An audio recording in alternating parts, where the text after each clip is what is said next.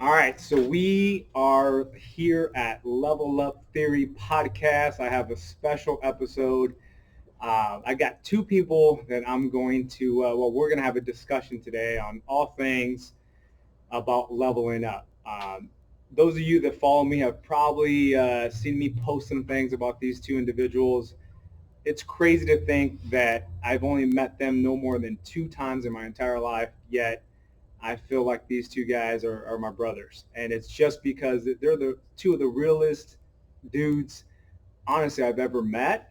And we just share a lot of values and our visions align. And that's what I want to do with this podcast is bring some people in here to hopefully inspire you all, the listeners, to do some big things. And basically, kind of as the show implies, is level up. So we're going to ask these two guys, and I'll introduce you to them in a second, what kind of things they face in their lives, what kind of adversity they face, what kind of obstacles they had to overcome, and where they're at, and what they're up to. And I highly suggest anyone that's listening to this to give them a follow because they're doing some big things. And the crazier part is they're not even from Los Angeles. They're not even from California. These are two guys that literally came from across the nation to come and hang out and to have some deep discussions. And we got a great workout. And I want to bring these two guys onto the podcast because there's a lot of value that they're gonna give to each and every one of you listeners, whether you're in the fitness industry or not.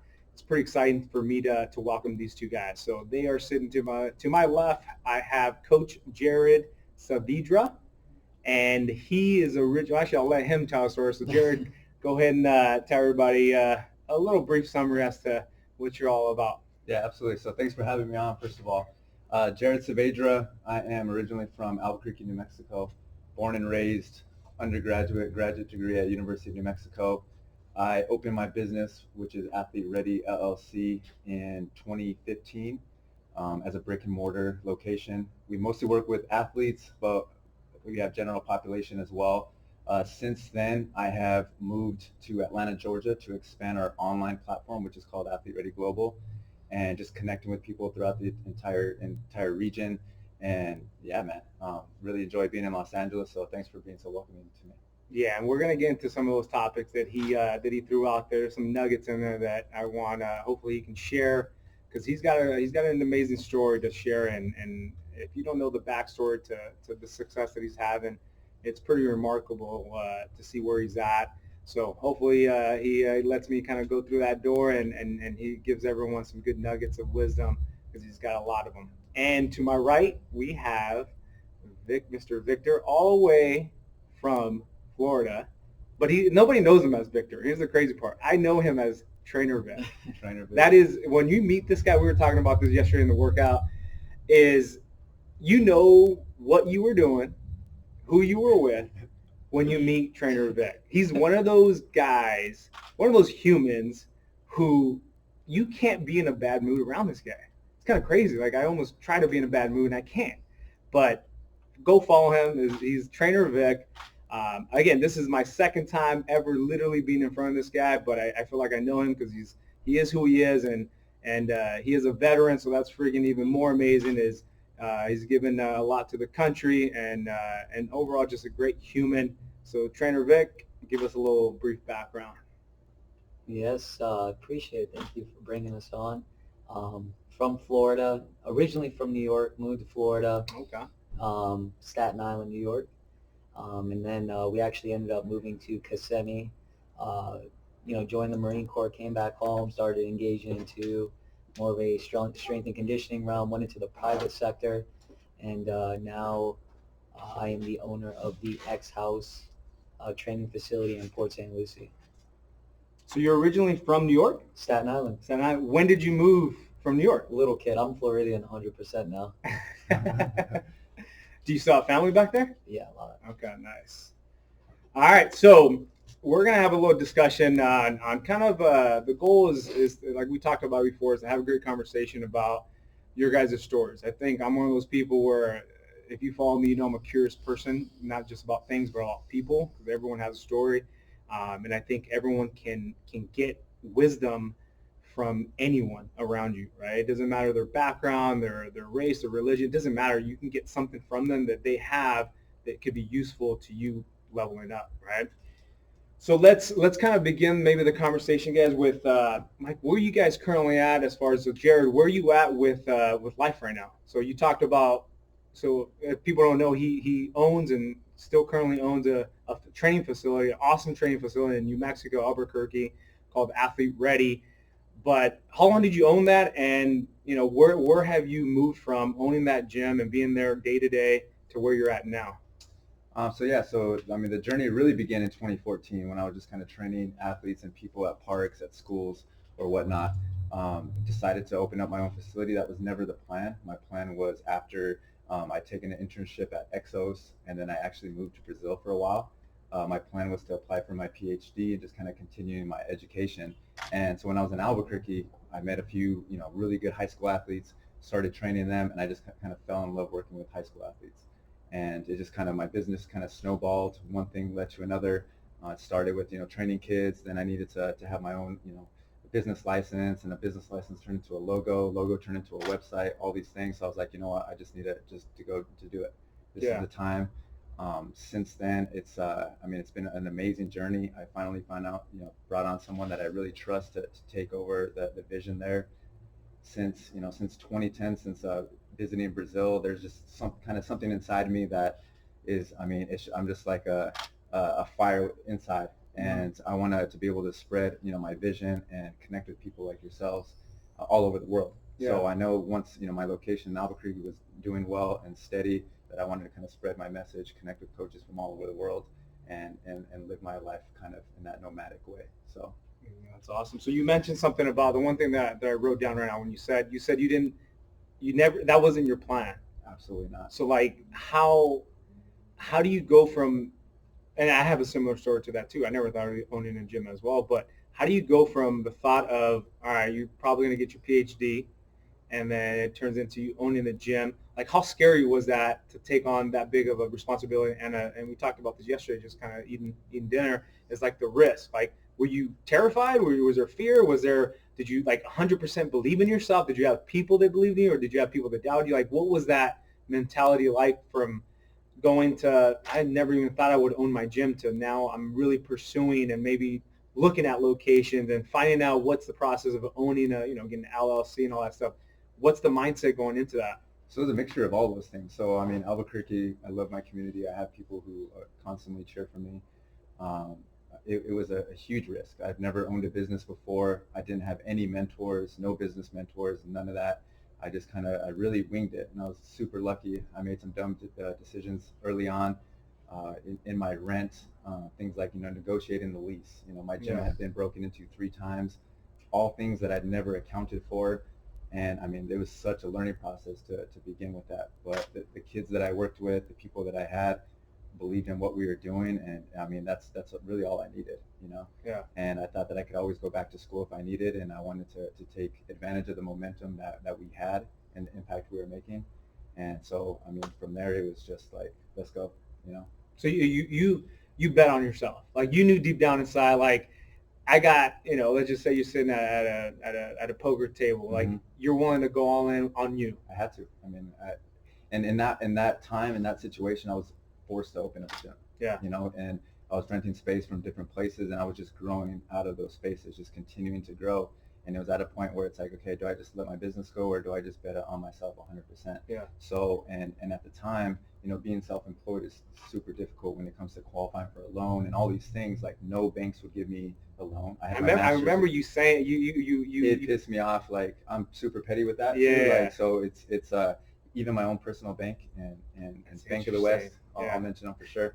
Bank of the West didn't give me a loan, and I was searching from every single bank. I had to put up my truck for collateral, and finally found someone that would just give me $32K or whatever it was at the time. And it was just one of those things. And then a couple of years later after that, Bank of the West hits me up and, hey, how can we help you in your business? And I'm like, it's too late.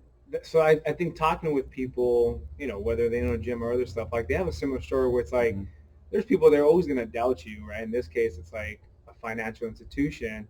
that, they're like, no, like you're just this kid. Maybe, yeah, you have a degree, but, like you're not worth the risk that we're willing to take. And it's like you can either use that and be like, all right, I suck, and I'm probably not never going to get a loan, or you can have a chip on your shoulder and basically use that as fuel For sure. to your fire, For right? It's sure. like there's the athletes all the time. It's like you talk about the Tom Brady story. It's like, all right, I know exactly how many people passed on me before selecting me. That's going to be my fuel. And it's like, and not a lot of people are willing to take that perspective where they're just like, all right, I'm not good enough, and therefore, the world doesn't think I should have this business. And you're a perfect example of you found a way, you made it work, and here you are, right? Absolutely. Nice. So thanks for that. So now we move on to the man, the myth, the legend. So, Victor, so tell us a little bit about kind of where you're at, where kind of where you've been, where you're going. Give us a Yeah. little update as far as like Yeah. where you're at the current moment with everything. Yeah. So right now I've been, I guess, owning my training facility now almost coming up on 7 years. What's the name of the gym The X House, and where's that? Port St. Lucie, Florida, If a little you're- west of, a little north of West Palm Beach. If you're in that area, definitely drop in and say what's up to this guy and his Treasure staff. Coast. But it's crazy. When I first began, um, I didn't even think that I was going to ultimately end up in this field. It was always somewhat correlated with my life, Mhm. but I didn't know I was going to do this as a profession. I initially was in a nursing track, um, and before then, I was a big fan of space, and then I kind of switched into. I joined the Marine Corps because I was actually wanting to go into law enforcement. What year was that when you joined the Marine Corps? 2007. So, and how old were you? It's a 17. 17. Okay, so it was right out of high school. Yeah, so military family. I had to have both my parents at the time sign for me to go. And what I did is that I signed into the delayed entry program. And while I was in my last year of high school, so once I graduated, I maybe had 1 week of the summer and I was gone. So and then after that, I ended up coming home. Got to see some really cool stuff. Went to Japan, Okinawa, loved that place. California, was at Camp Pendleton, San Diego.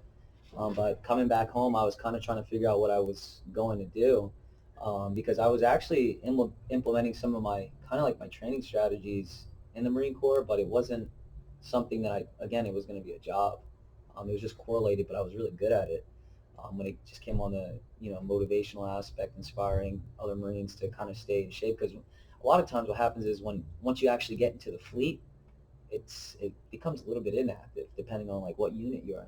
So Complacency. Yeah, it could be easy to just kind of. Yeah, so like going into the Marine Corps, yes, it's very physically demanding, but depending on, I guess, what unit you're going to end up being with, it depends on how structured the exercise is. But I was very intrigued in it. So I would host like little, kind of training camps inside of a wrestling den with other Marines. Yeah. And a lot of military guys at the time, man, were depressed, kind of missing home, and that was what I noticed on a psychological aspect was those little training sessions we were doing were actually helping a lot of the Marines feel better about themselves. So that's when I like initiated. It was like, whoa. But a little before then too, I was a really obese kid. I was like 200 plus pounds. For me being like 5'8", that's serious. But I was, and it shifted my life. Like I had to start doing something with myself. But it was insane. I was never like in this crazy physical shape. Start off this really overweight kid, always getting picked on, and then I started shifting exercise and doing it with my family, then doing the stuff in the Marine Corps, then coming out, initially going into more of a nursing track, and then I switched into a sports medicine realm. Mm. Because at the time, like when I first started this wasn't really like a job that was taken serious. Yeah. It really wasn't. There was like no money in it. It wasn't, honestly, like how it's changed now. It's crazy. But like when I first initiated into this, there was nothing. So Yeah. I got into the sports medicine realm, and then I spent almost, I would say, like 3 or 4 years just really almost taking about 100% of my investments back into just doing mentorships, just submerging myself. I'd go to a city or a gym or whatever for a month at a time and invest every little bit of resources that I had into just learning everything. So we'll go down that rabbit hole in one of the other questions. Okay. Because I do want to talk about that specific topic about investing Yeah. in you growth and things like that. So hold off Okay. that story because that's a powerful Yeah. thing that I've noticed about you is your willingness to, and again, that leads me into this next question is, you guys are out here in Los Angeles, right? What made you guys come out here? Like what? Like again, when I heard you guys were serious about coming out here, I respect people that are willing to literally like put money to invest in themselves, and whether it's come out here and have this conversation or come out here and learn from other coaches. Like what do you like? What was it about coming out to LA? And kind of that's my next question is like you guys have been here for 2 days. And we worked out yesterday, we hung out. But what was it about coming out here that made you guys come out here? For me, it's being around like-minded people. Okay. And I'd much rather invest in going to see people face to face, learning from them in their environment, as opposed to just going to some random seminar or whatnot. I'd rather have more face to face time, more personal time, seeing that coach in their gym, seeing kind of hearing about their story. To me, that's way better of an investment than any type of just like weekend seminar. And that's an interesting thing where it's like when you're young, 21 to 24, 25, like there's value in going to those seminars, right? It's like I would go to everything. I would try to go to every clinic, every national conference, anything, because there's value because you're a sponge. You're learning how to literally cue a squat. You're learning. So it's like you can go to these seminars on a weekend. Some of them are really expensive. They're not cheap. So like to me, it's like those are the people that I would want to hire because I know their mindset is let's go learn, even if it's the tactics, right? It's not so much the business stuff, but it's just being a better coach, being a better trainer.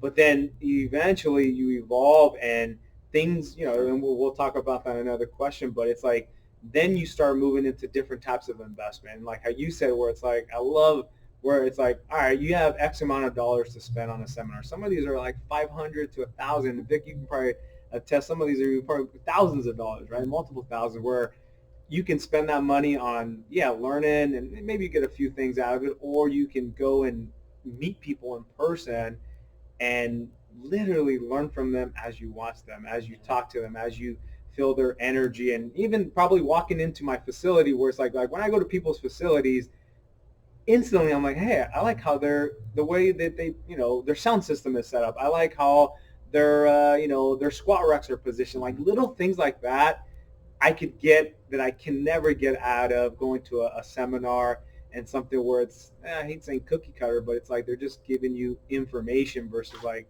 no, like this is how we do it because of this. And you can have that real conversation, right? So I think it's important to know those conferences and clinics have, there's value there, but it's at some point just meeting with people can bring even more value for the money you're going to spend, right? And how about you, Vic? I think it's the same. There's a place for both. Just like if we all weren't at a seminar, we wouldn't really had connected initially.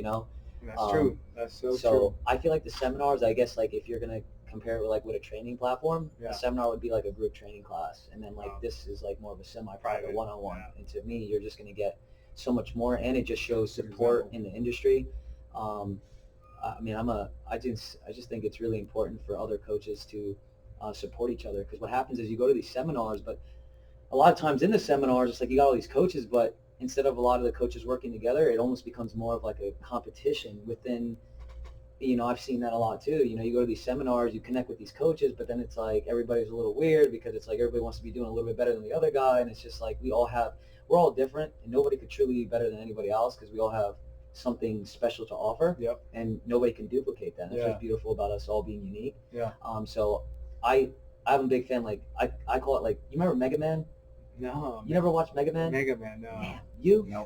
Oh my God. So there was a cartoon back in the day called Mega Man. It was a little blue dude with a cannon. It was like on Sega too. Okay. And hold on, we gotta pull this up real quick. There's no way. There's no way I can't. Hold on. There's no way you guys don't know this guy. Let's see. You know Mega Man? No. I don't. All right, so You're a young cat. All right, so Mega Man, pretty much the background to that was, he would go through different levels, right? And every time at the end of the level, there's a boss. And once you defeated that boss, let's just say that boss at the end had like a flamethrower, right? You beat that boss, and Mega Man would place his hand over that boss at the end of defeating him, and he'd pull that power. So on level 2, he also had a flamethrower. And then so say if the level 2 boss had like rock throwing, he beat that boss and he hit a rock. Now on level 3, he has flamethrowers and rock thrower and everything else. So I take like all these educational aspects as almost like the Mega Man mentality, where it's like, not that I'm going to smash anybody or anything like that, but it's like, all right, Jerry has something that I don't know, and he does things that are really amazing, and that's why we're here too. And so I want to kind of learn from Jerry, and that's just going to allow me to implement more into my arsenal. Same thing with Jared, and so like it's, to me, it's like every time I meet another coach, it makes me level up on a component of just like a psyche, where it's like I'm going to coach even better.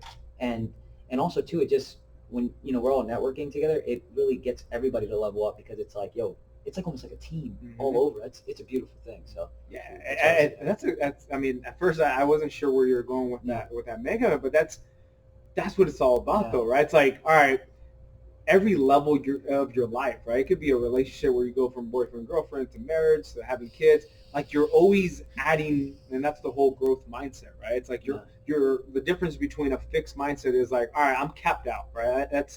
I can't learn anymore. And you guys do have done jujitsu where it's like that white belt mentality is I can learn from anyone, even if I'm a black belt. There's something that this white belt can probably teach me, something, right? There's always what I call like blind spots. And when you talk to people, especially when you have real conversations, I mean, when you're willing to admit all the the failures that you had, how you learned from them, those are blind spots that I'd rather learn from other people's mistakes than make those mistakes, even though like you're going to make mistakes, but it's like, why wouldn't you want to learn from other people's mistakes? And that's where you, like, when you're leveling up, it's like, not only are you adding more tools to your toolbox, like it could be when you go to a conference, like one of my things is like, I'm always intrigued with warming up because my warm-ups are not the greatest, but I can go to the conference and be like, hey, like that's a great warm-up. And then I'll pull that and use that with my clients.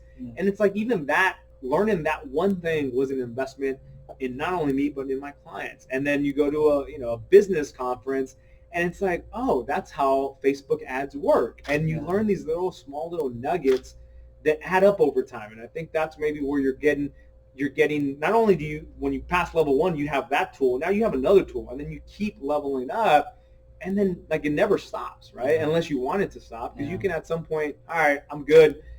But you guys all know the best coaches in our industry are the ones that, when, let's just say like they're giving a talk at a conference, I guarantee you, right? Think of like the Brett Bartholomew's, these guys, when after they're done giving their talk, they're probably in the front row taking notes on other people's talks. They're not, going out for lunch or having drinks, and they're like, no, like I'm here. Why wouldn't I want to sit here in front of this, even if it's a younger coach, maybe not as well established? I can learn at least one thing from this, this human, right? And that's what, to me, like, and that literally goes into our next question, right? So here's a question for you guys. What does it mean to level up? And we can go, again, in your relationships. You can go in your education, your fitness, your health, your parenting, your being a better brother, being a better son, daughter, whatever. Like, what does it mean, Vic, to level up? I think leveling up in general is just like having more options psychologically, where it's like, if there's a problem in front of me, and I think this comes down with experience and networking with the people, you have like 40 different maybe ways to kind of conquer that problem or that obstacle. I think, to me, that's leveling up. It's more of a psychological aspect, because once you got your brain locked in, I feel like you can pretty much do anything. So learning experiences, to me, I would have to say, comes down to leveling up and building better relationships, communicating better. I think there's like just certain kind of aspects of life is like, once you get those things locked in, it's pretty much everything's limitless, Business is business. You can always kind of level up on that. But when it comes down to this kind of stuff, I feel like this is the best way to level up, in my opinion, building relationship. Because I feel like that's human nature, is relationship and communication. And I mean, even if you look at the most wealthiest people in the world, usually the ones that say that they're the most happiness are giving back in some way. Yeah. And I feel like the only way to be able to give back is through doing things like this and having the experiences and stuff like that. So, I mean, I think relationship and having a lot more tools in the arsenal to kind of like conquer a solution or conquer a problem. And I love that you Multiple said solutions. like the relationship part, because it's Yeah. like, and that's at the end of the day, that comes down to your environment. And then the coolest part, like pretty much everything you said from a psychological perspective, you're in control of. Yeah. You're in control of who you're going to hang out with. You're in control of whether or not you spend time with a certain person, whether or not that money that you have in the bank account, what you spend it on, right? And even like fitness and health, it's like you control so many variables, and Yeah. if once you take control of those, like it's a game changer. Yeah. Especially like the communication part, and that could be reading some books. It could be going to a seminar, and these are all ways that you're going to meet like-minded individuals. Like there's Yeah. nothing, no technology, and I love Instagram because that's what keeps us. But literally, as soon as you guys walked into my gym, I felt like a little kid meeting like my cousins that I hadn't seen Yeah. like in 10 years, right? It was almost just like I Yeah. know you guys, and now we're just going to get to hang out and have some sessions of some deep conversations. But I think it comes down to building those relationships, keeping the people that truly believe in you and have the same vision, keeping them close and not taking them for granted, because at some point, like you're gonna Yeah. probably meet people that you think are real, and once you don't have what you have, whether that's money or the fame or the name, they're leaving. Yeah, and Right? it's true. Like a Sure. lot, even with social media, like you're saying, is like how many times like I've been in this. Like I've passed my phone around to hundreds and probably thousands of people, Yeah. and then you hit the add button, and then it's gone. It's just like a collection of numbers. Yep. But I mean, when it comes down to the people I'm actually connected with, it's very small. And I think this is the most important thing, like actually meeting with people when there's not an ulterior motive in your mind, like you want something out of it.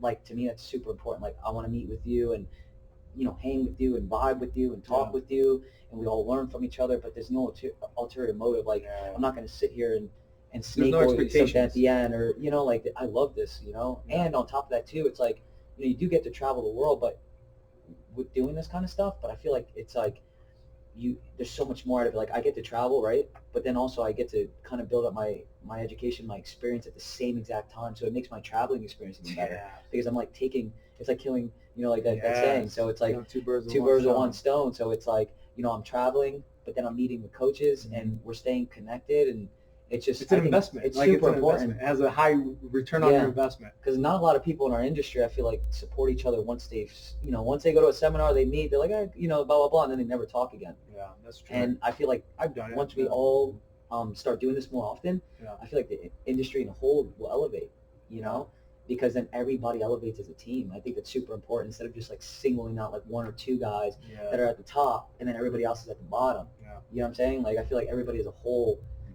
grows. by And doing and these I kind of think things. when you do that, it's like how you said, it helps the industry. It gets consumers, right? People that are hiring us to actually see what's the difference between like a really good coach and your coach that just is selling you some BS, right? So it's like Right. I think if we have that mentality as an industry of like, hey, let's do like to the really good coaches, hang with them. That way, the people, consumers who are buying these products from us, really know like who they should be buying from. And it's like how you said, it's like it's not at some point, yeah, when you're young, it is a competition. I've done it where I'm like, oh, I don't know if I want to build a relationship with someone that's in a 10-mile radius because they're gonna quote unquote steal my clients. Like as you get older, you realize like it's an abundance mindset. Like no, there's Yeah. plenty of clients, plenty of athletes to go around. It's Yeah. not. It becomes much more than that. And then when you do that, when you promote other people, one thing I notice about Jared, if you follow his Instagram, and definitely follow both of their Instagrams, but if you follow Jared, you notice that, and I've actually started doing more of it because of him, is you repost a lot of other people's stuff. And I put it on everything. In the past maybe 6 months or so, seeing you do that, and then seeing how like you're more connected with those people because you're putting them up, it's made me do it. Like you're literally influenced me to repost, because again, we all have egos, and it's kind of like, oh, if I post their stuff, like they're gonna follow them, and then they're gonna stop looking, and it's all bull crap, right? It's all baloney. Where it works the opposite way, because guess what? Now they want to promote you because you've done something nice for them. That's human nature, is when you do nice things for people, they want to reciprocate that. Versus if you don't, they're not going to do it, right? So that's the one thing that I've noticed about you is you put people on without expectations of return. You don't, again, maybe it's in your head, but to me, I get the impression that you put it on because it's good value for you, the people that are following you. And it's like, hey, you should follow this person because, we're all on the same page. And that's something that sticks out to me about your page is you're always willing to repost other people's stuff. Now, is that something that consciously you've, is there something behind that where, and I'm not saying that in a bad way, but is it like you had a moment where you're like, you know what? I need to start promoting other people purposely, or did you just kind of, was that how you were raised where it's like you lift people up, or a little combination of both? Like, how did you kind of go into that mindset of, hey, I literally don't have that abundant, or you have an abundance mindset where you're like, you don't look at it from a perspective of if I post their stuff that they're taking away, quote unquote, from me. Yeah, so I agree with you completely when you say, there's plenty of athletes and clients to grow around. That's definitely true. I think it comes down to what my purpose is. And, I think there's a huge discrepancy between passion and purpose. My passion is training youth athletes and working with youth athletes every single day. That is my passion. But my purpose is I'm a creator of opportunity, whether that is, helping a youth athlete make their team, or they're helping another coach build their online platform. Whatever the case may be, is like, I know that's my purpose is I'm the COO, creator of opportunity for people. And so putting other people on, like that's, and if it helps them, build themselves, build confidence, maybe, they find an opportunity from those posts, then like that was well worth it. So, I have a story about it, and one of my younger coaches, he on my global platform, and, I'd reposted some of his things, and, it's turned into some opportunities for him at a really good school in Albuquerque, a private school. And just because, he was affiliated with our platform and things like that, like he, got himself, a nice little contract with them. Yeah, and it's seeing those little things that, like, man, like that's what it is. So if I can help coaches, be seen a little bit more, another fresh set of eyes on them, and if that gives them an opportunity to do something, more, then I'm all about it. So I want to dig a little deeper though. So it's like, again, was that a conscious thing that you started doing where you told yourself, okay, I need to be like, and again, it's not with the expectation of anything, but again, I'm pretend like you're talking to a younger coach who has, and we've all done it. Like we've all had that mindset of there's only enough piece of the pie to go around, right? We've all had that. But if you're talking to a younger coach to get them to understand, like, it's okay to put people up and put people out on and give them some love and give them some some due, that it's not going to take away from them. Like, how do you get somebody to shift their mindset from thinking like everyone, is on their own versus like it's okay to repost other stuff? And I asked this because like I remember going through that shift. I literally remember the time of like, why isn't it's almost, you ask yourself, why don't other people repost my stuff? Well, it's like, well, because you don't post other people's stuff. Like that's just how it works. That's human nature. Like nobody's going to want to help you if you're not helping them. And you're doing it with the point of nothing expected, right? Again, I see you post stuff, not thinking if I post, will they post mine? It's just, no, it's good value. Like it's just good information I want to share to my people that follow me. So if you're talking to someone, it doesn't have to be a coach. It could be someone in completely different career set. How do you get them to shift from that, I forgot the opposite of abundance mindset, scarcity. So how do you get them to shift from the scarcity mindset, which is like, if I put other people up, it takes away from me, versus an abundance mindset of, if I put other people up, that's a good thing. Right. Well, what advice would you give them? So there's a quote, I mean, you've probably seen it as well, that floats around on Instagram. It's like, if you shine light on another individual, it doesn't make your light any more dim, or whatever it is. And I completely agree. I think when you begin in the field, it is kind of this like competition, and you want to, look better than another coach, and whatever the case may be. But I think we're fighting a different fight as we get older and more mature in this field. That, man, strength conditioning is we're far behind a lot of other industries, and to be taken serious as an industry. Other industries look at ours and it's like, strength conditioning coaches, like you're expendable, really, And until we like kind of get together and be able to like put each other on and and make it to where there's a lot more value in our field. Just like, if you're a doctor, you're a lawyer, whatever the case may be. And, it's until like we truly add value to this field and we're all on the same page, like we're just not going to be seen in that light. Gotcha. Yeah. And I think it's good just in general because everybody has like different expertise. Mm-hmm. But I think it's across all industries because I've barely heard a physician or attorney recommend another attorney or another physician. So I think it's like really huge across the board. Yeah, that scarcity mindset. Yeah, and so to me, I think that like let's just in general, like referring out or putting somebody on when you don't ever do that, it just to me shows a little more insecurity. 100%. You're not confident in your own self and your own work because I'm extremely confident in what I do. Yep. And there's so many times that I push other people's and not like, yes, I'm going to research that individual and make sure that the stuff that they're saying is, on point and, we're not, because, the worst thing you could do too is send somebody out to somebody that is putting out some bad stuff, you know? Yeah. But I'm a big fan of like, I think it just makes all our jobs easier too when you have A network? That like let's say one individual can reach out to. I think that's phenomenal and it makes everybody's job easier. Right. And again, for the consumer, let's just say an athlete, like think about how much respect they would have for you if you actually tell them, actually, I could take your money and you have an injury that I probably can't solve, but I'll take it versus like, hey, I want to help you. Helping you means turning down money that you're about to give me because I can take it from you and go visit this person. They're going to give you more respect the fact that you turned their money down and you could have basically BS them. And that only elevates your own brand, right? That they look at you like, wow, you could have took a couple grand from me and maybe a little better versus turn down completely, go visit this person that I highly, have a network with. And then that person essentially is going to be like, wow, like you brought me business. Guess what? Next time they need sports performance training, you need to visit this person, this facility. And then that's how it works. You give without expectation. And those people also do the same thing. And it becomes this like network of people that you have a solution for pretty much any problem. If someone has an injury, I got the person. Someone needs a nutrition diet, I got the person. And someone needs sports performance training, that's me, right? Yeah. And then you build this people where it's our industry is about referrals, right. And it's about brand. Like, do you have a good reputation within that space?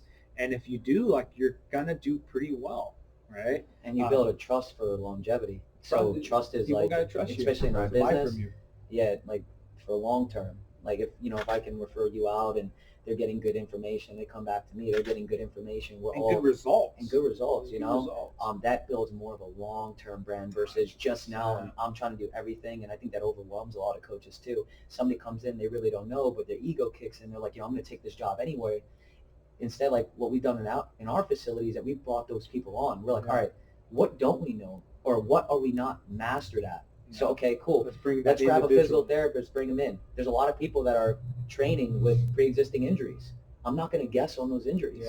Yeah. Like if somebody comes in and we see something, hey, let our physical therapist assess you. And then me and the physical therapist have this phenomenal bond where now the problem is figured out probably 10 times faster, 100% more, and it's a lot less difficult. And better results, and it's all working together. So that's another way to help somebody. Like at the end of the day, like they want results, and if you have everything located and everyone's on the same page, like that's easy to go to that physical therapist and be like, hey, like what are some recommendations on exercise that this individual should be doing? Like again, more efficient, right? Yeah. There's no guesswork. Everyone's working on the same page. And that's always a good thing for people that are spending, hard-earned money. All right, guys. So now let's move on to the second question that I have for y'all.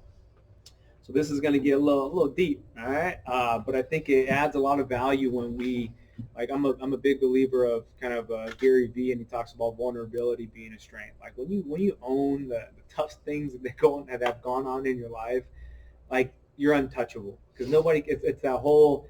He always talks about. You guys seen 8 Mile. At the end, where Eminem basically gets on the mic and tells the audience and the guy that he's about to battle everything that's embarrassing that he just threw it out there and said, all right, here, tell them what else they don't know about me. And the guy froze because he's like, you can't touch me because I'm admitting that I do have all these, insecurities. And then the other guy had nothing for him. So I think that's when it hit me when I realized when you own it, like you're untouchable. You really are untouchable. So my question for you, Jared, to start off, what are some things that what are some things, some obstacles, maybe some adversity, whether it's owning a gym, dealing with staff, cutting off some toxic relationships. What are some obstacles and adversity in your life that have kind of stood out and basically shaped you who you are today? And I don't like the question of, what do you regret in your life? Because I think everything that happens in your life teaches you something. So it's almost like kind of giving yourself advice, but what are some obstacles and adversity in your life in the past or maybe in the present that you're going through that have shaped you to be who you are? Man, there's quite a few. Definitely kind of evolving as a manager of people, and I've made plenty of mistakes being a business owner, especially in my beginning of it, and I've just learned a lot. And there was at one point where I lost 5 coaches all at one time, and I wish I could say something bad happened or there was this falling out or whatnot, and there was just nothing, and I had to do a lot of self-reflection at that time and think about what I could have done to do better in that moment. How could I change it from that point? And a lot of people thought my business was going to go down and whatever, and a lot of people thought that. Did you think? No, not for a second. Not for a second. And I mean, it was just like one of my clients told me this, and it stuck with me forever. And it was the saying that one monkey doesn't stop the show. And every single time there would be adversity, or if coach left or whatnot, I would always tell myself, like, man, one monkey doesn't stop the show. The show has to go on. The show goes on regardless, and no matter what, I couldn't let that affect me. My athletes would have never known that anything that happened before. Yeah. The people around me wouldn't have known. But let me ask you this. So, like, let's get deep. It's like inside you, like, was there anger? There was anger. Was there fear? There was fear. Right. Absolutely. Anger so I think that's like, if you're listening to the story, like, don't get it twisted. Like, the show must go on, but behind the curtain, there was some panic. There's like, all right, you got to put on this show, and you have to act like, hey, like nothing's changed, right? But inside you, there again, if you're listening to this, there was fear, there was panic, there was, shit's gonna hit the fan. Like, talk about that, because it's like that's when you get, everyone wants to hear the story about, yeah, you made it through, but it's like it's a lot more. It's a lot deeper than that. Like, I know that, and I can share some things where it's like, no, there's a lot of things going on in your head at that moment that you probably don't know the answer to, right? Like, you don't know how it's going to turn out. So, like, how do you move on? How do you get through those moments of you're at home thinking, I have no clue, what's my next move? What happens? Do you reach out to people? Do you go online and literally Google, how to have a positive mindset through adversity? That's what I do. Like, whenever I have fear, anxiety, panic, I literally go on Google and type in how to stay confident through adversity, and then there's articles that I just learned from other people, and it basically reels me back in, and it's like, hey, chill out, you're good, right. So that's how I cope, is I try to read things and learn from other people, right. And then I realize, all right, I don't have cancer, like, it's not as bad as I think. I'll get through it. So what are some strategies that you use during those dark days? The strategy is marrying the right person. I didn't call anybody and tell people what had gone on. I didn't ask people advice. I really didn't. I went home, talked to my wife, and she's been 100% supportive of me. Didn't feel bad for me.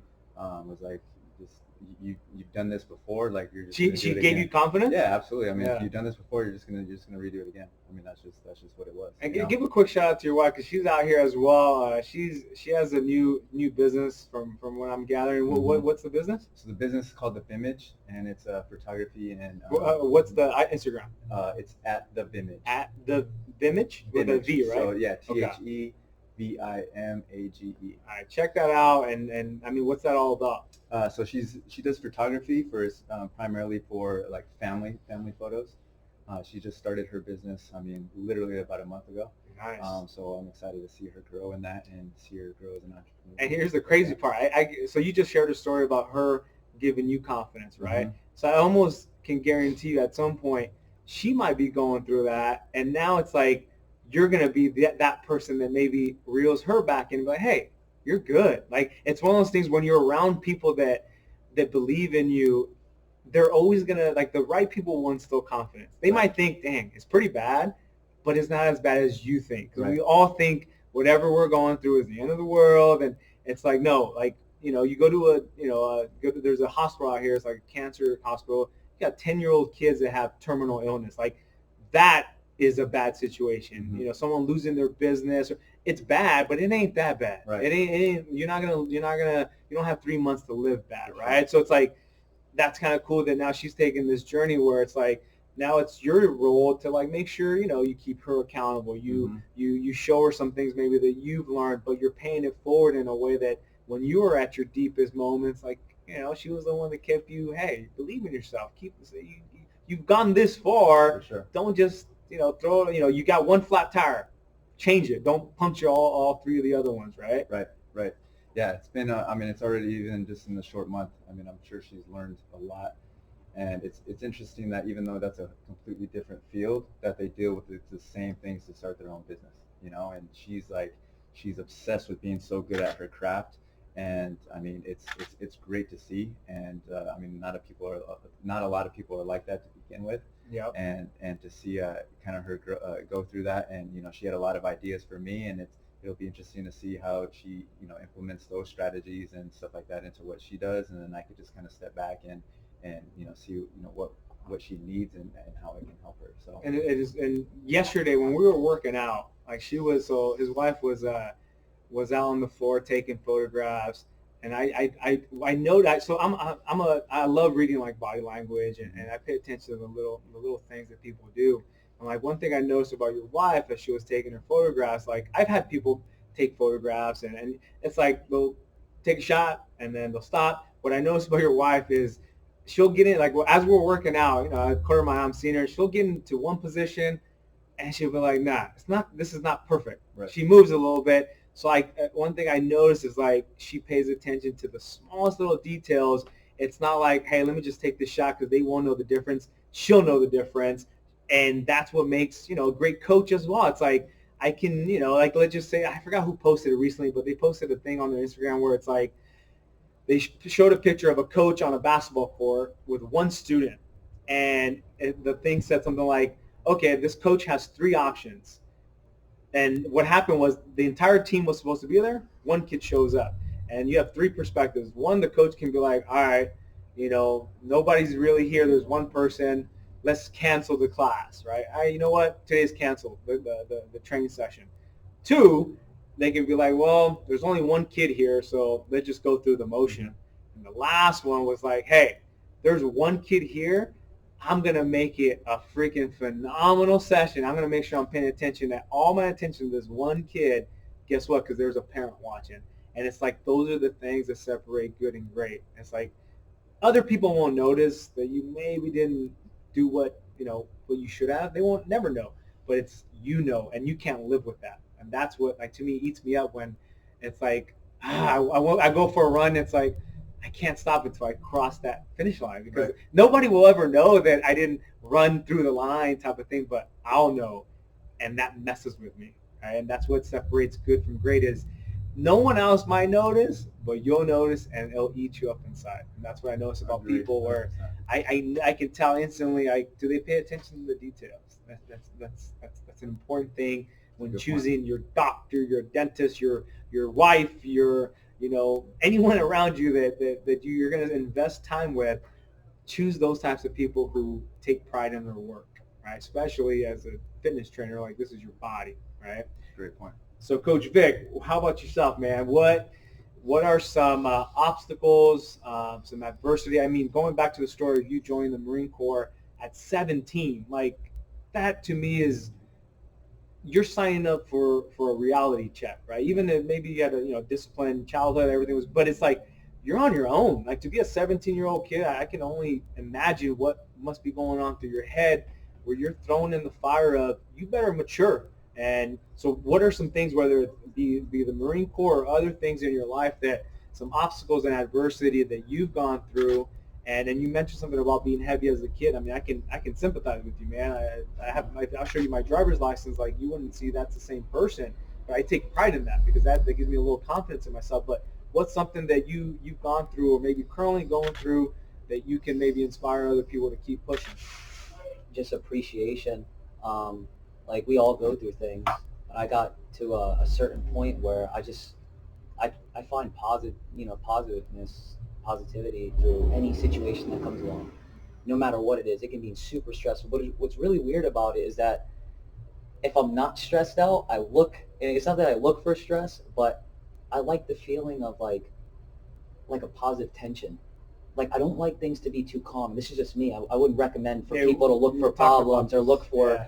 like look for situations to make their life difficult. But for Yeah. me personally, I tend to, if things are too calm, like have you ever been to the beach and it's just flat? Yeah. I get kind of bored. I really do. I like a little bit of waves, Yeah. and it's just something that I've always enjoyed and allows me to kind of elevate. Because if there's no waves, we don't have to adapt to get over those. You know what I'm saying? So for me, like I've had multiple situations, like across the board, like opening a gym, keeping my gym open, competition, my life, being in the Marine Corps, school, all these things, and they've all been challenging. Relationships, but I always try to find, and, nobody's perfect, but I always find some kind of good energy that's going to come out of it. Like we have one time to live, and just like you were saying, like can you imagine, like let's just say all of us had like maybe like a fatal illness. Would we be happy right now doing what we're doing? Like would we be going harder? You know what I'm saying? So I think like that every day. I think almost like every day, like if I was sitting in hospice. You see what I'm saying? Like it was my last day.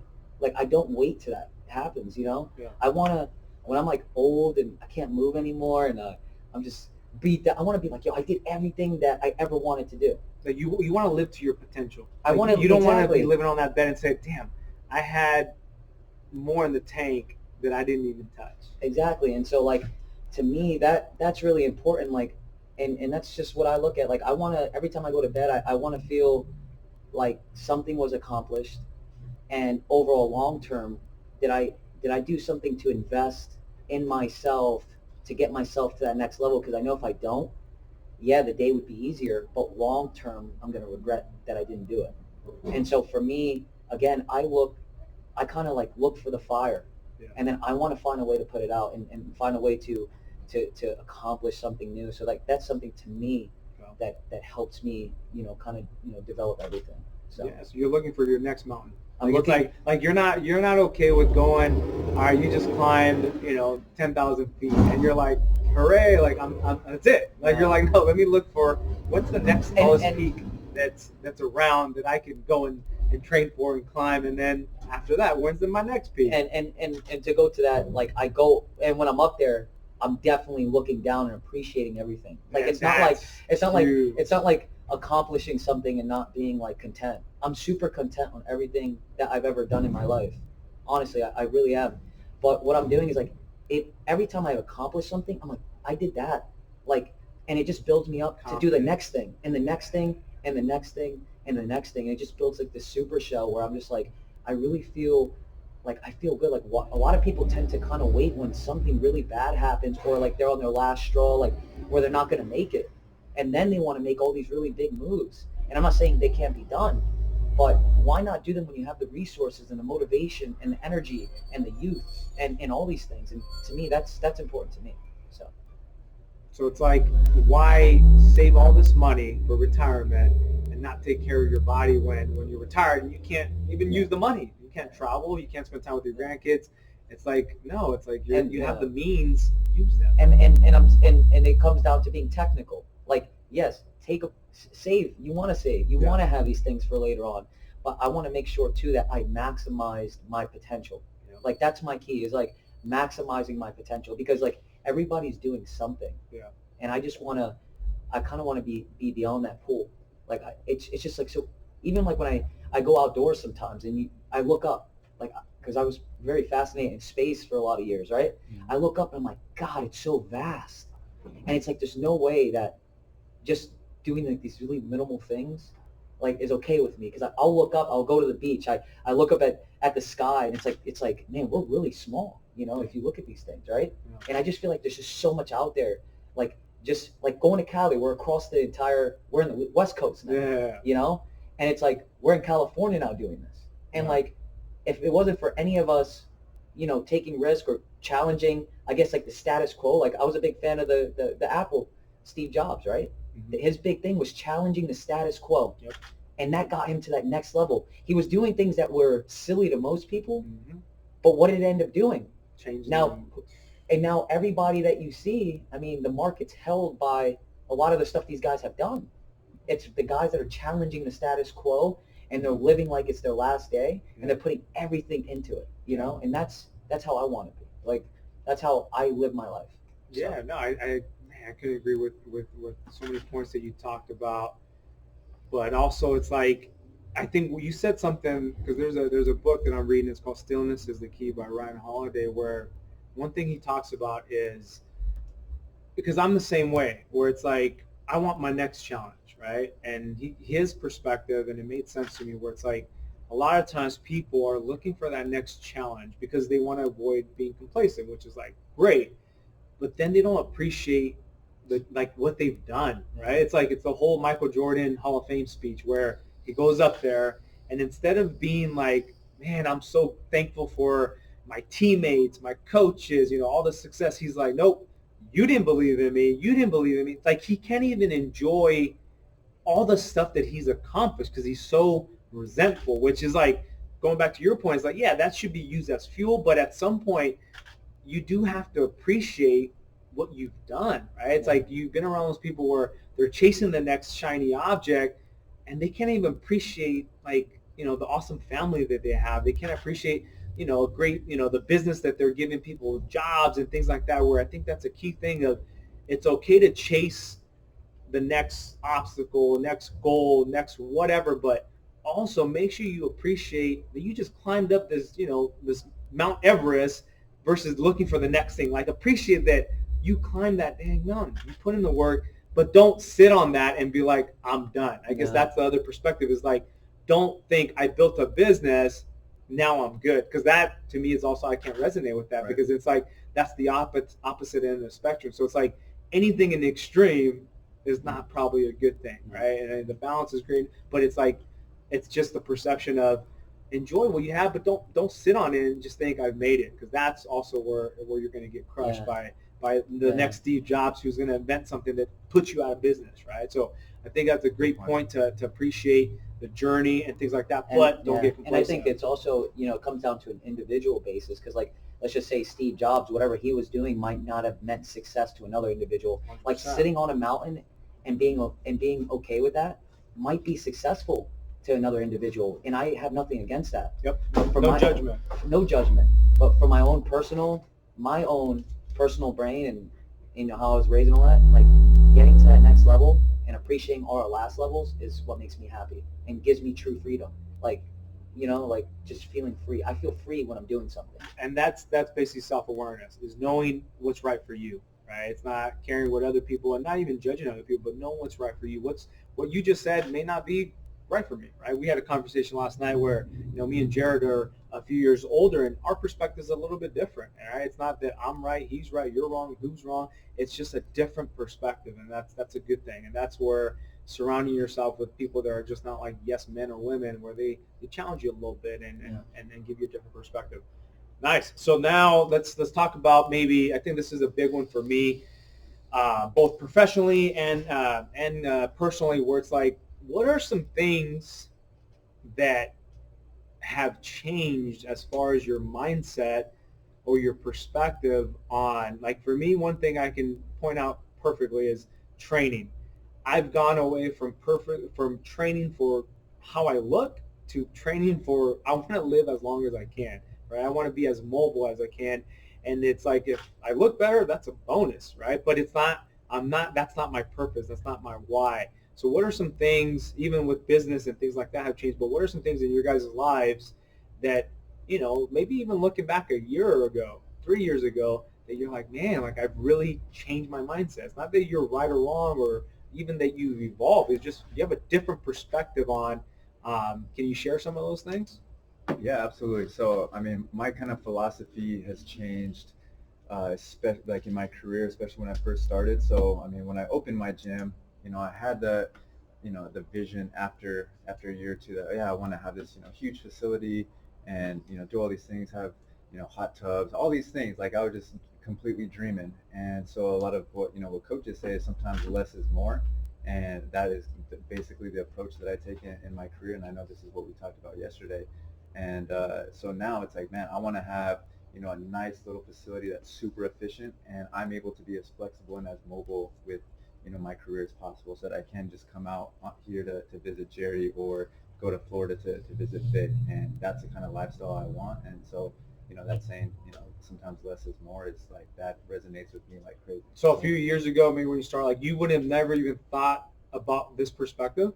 Like, has it changed that much? Because for me, it has. For sure. So, I mean, again, I didn't expect to even open a gym, but when I did, and it was, we were jamming, it was like, oh man, we're going to grow out this space, and, looking at bigger spaces, and, trying to think about buying the building and all these other things.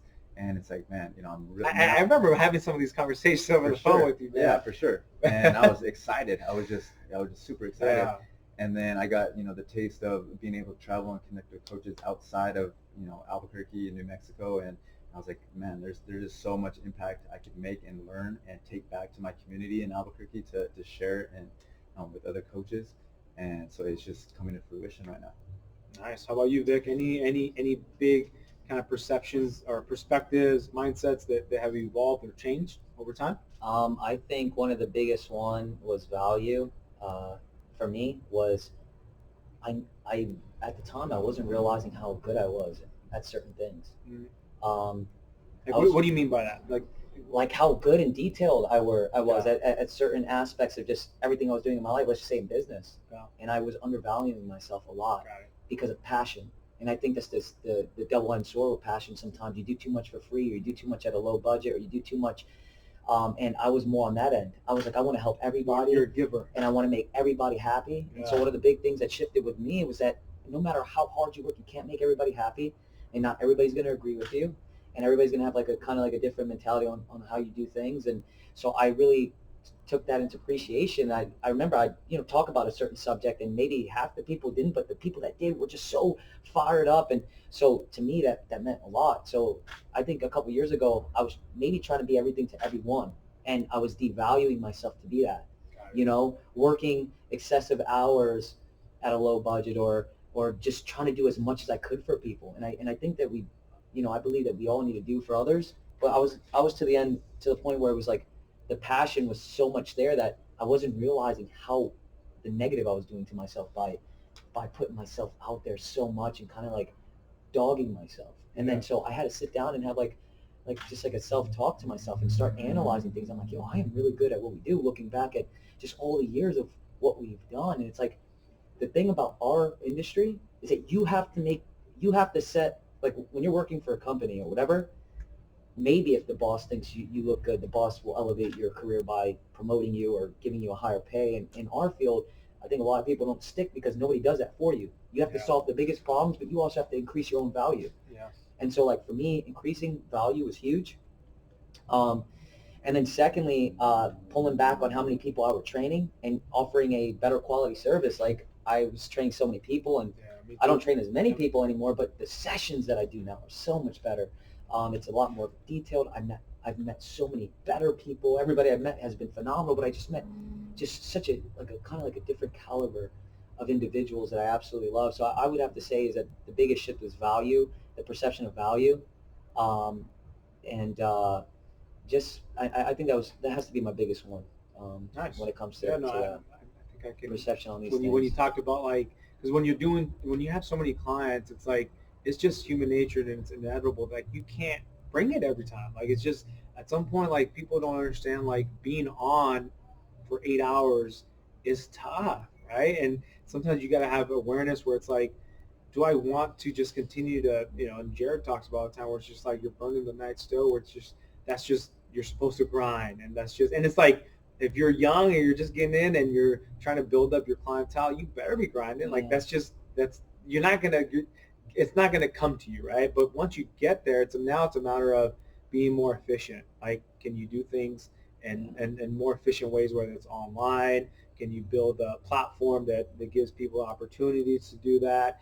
But also, like, like for me, it became, all right, I just don't train as many people, but when it comes to value, like, I'm going to charge more. And it's because I know how much time and effort I put into myself, and hopefully the clients are realizing that. And it's like I'm going to take on less clients so I can charge more, and I can give them more per session, not having to think about having a full calendar of clients where I know my energy is not going to be there. Like, that's just the truth. Like, it's like we're not robots. We don't have you can't charge your phone and then we're back to 100. No, it goes to 50, 40, and then at some point you're not giving your all, and that now I'd rather give that client to another coach than just kind of take their money and not give them everything I have. Yeah, so that's the thing. I think value, and then also too, when I first started, what I was doing, it was really focused on myself because I was the only one. And then now I'm able to take this energy and all the opportunities and kind of push them into our staff and team now, which now it's their time to kind of rise, which also when they rise, it makes my job easier when they're 100%. rising and doing their thing. So, And it's like intrinsic motivation, where it's like it gives you like a good sense of being a human being, because you're seeing other people make more money, help more people, and be able to do what they love, right? There's something intrinsically where it's like it's rewarding to see other people that you care about have success, right? So now let's talk about, let's, I guess, go into a little bit more day-to-day type of thing. Like, what do you guys do on the daily? Let's do that. Let's, like, every day, what are you guys doing that is helping you guys grow and develop?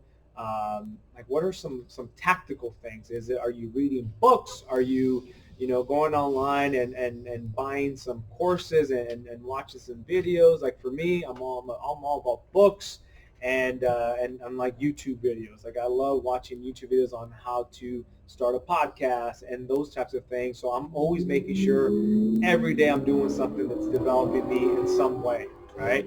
And what are some things that maybe you could share that you guys do daily, on a daily basis, that kind of when you're resting your head at night, you're like, all right, I was 0.0000001% better today because of I did X. Jared? Yeah. So I mean, every day, I mean, I read. I try to do something that benefits me physically, emotionally, socially, financially. Are we reading books, articles? Like, what specifically are you reading? Everything. So I mean, right now I'm currently reading the 4 Hour Work Week. Tim Ferriss? Yeah, Tim Ferriss. Okay. I just started that. I watch a lot of YouTube videos on too, on Gary Vee and a guy named Graham Stephen, and I know he's completely different industry. He's in the real estate industry. Yeah. And it's all the same though, man. Yeah, it is. Like, it really is. And I mean, to learn from him, and as far as like financial literacy and investing and doing those things, because I feel like as strength conditioning, a lot of coaches have no clue about what what an index fund is, what a Roth IRA is, all those things that we just don't see as valuable, or we just are uneducated about it. Or you're scared. Like, it's a exactly. scary, like, taxes and all that stuff scare the heck out of me. Like, there's some things that I could tell you where, man, like, I'd rather just brush it underneath the rug and think it's going to go away, when it's like, no, you get a mail from the IRS and say, no, we're not going away. And then you panic, and what do? You brush that out. I've done it. Like, I will literally admit, like, I have done that. I have skipped out on my taxes because it feared the heck out of me. I was scared. I didn't know what to do. When it's like, all right, hold up, go talk to someone, and it's not as bad as you think, right? But to me, that's scary. It scares the heck out of me, even to this day, is learning that stuff. But it's like, nobody's going to come and teach you these things. Everybody's worried about their own stuff. They're scared about their own things. So it's like, you have to go out and search and invest in knowledge and courses and things like that. Because I don't think sometimes it's not even just like they lack knowledge. It's scary.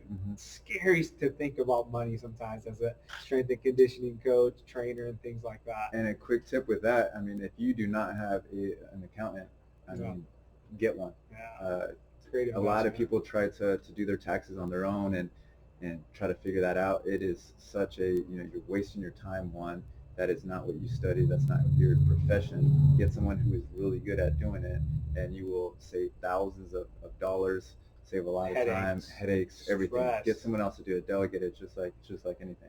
Nice. Yeah. No. So on the daily, you're waking up every day thinking, can I learn something? Can I search? Can I watch a video and things like that? For sure. So I mean, That's awesome. I'm starting my own podcast as well with Athlete Ready Global. Okay. So I'm trying to study people who are currently doing it, and I mean, you're doing an awesome job yourself. So starting a podcast, I try to watch. What's the name of? Do you have the name already, so people know what it's going to be? So called? it's the Athlete Ready Global podcast. Athlete Ready Global podcast. Yeah. So we'll launch in about a month. We'll have about 4 or 5 episodes up and ready to rock and roll. And in that, I'm trying to study even people who do interviews such as like Jimmy Fallon and Jimmy Kimmel and all these people that are they're not even close to our industry, but learning how they they adapt on the it's a skill. It's so much more of a skill. And I've already shot an episode, and I was telling you guys yesterday, I shot an episode a week ago, and I listened to it, and I'm like, man, I suck at facilitating that kind of conversation. I could talk all day. I can talk all day, podcast, whatever. But when I have to actually facilitate the conversation and ask questions based off their answers and stuff like that, it's a lot more of a skill than I thought of. So I mean, good job to you for being but again, it's like learn. Even this, as I'm doing it right now, it's like a year ago, this scared the heck out of me. Like to even learn how to edit something, learn how to what kind of microphone. But it's like the greatest weapon we have is the internet. I like, as I'm telling you, everything, 90% of the things that I learn are from YouTube.